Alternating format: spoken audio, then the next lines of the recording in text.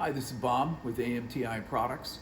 Today we're going to talk about a little production hack in setting up your slice 230 and your slice 141 or 142, or even our new hot slice.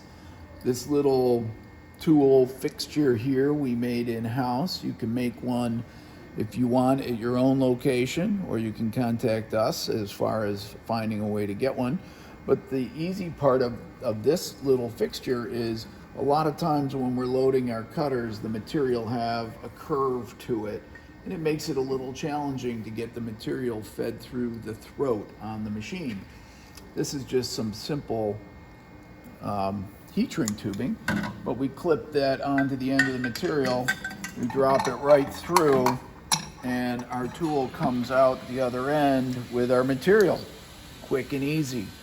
This can also be done on the 141 or 142 with convoluted loom or any other material that you choose. Just clip the clip on the end, drop it in through the throat, and it comes out the other end, making it very efficient, saving some time and some frustration in loading your machines.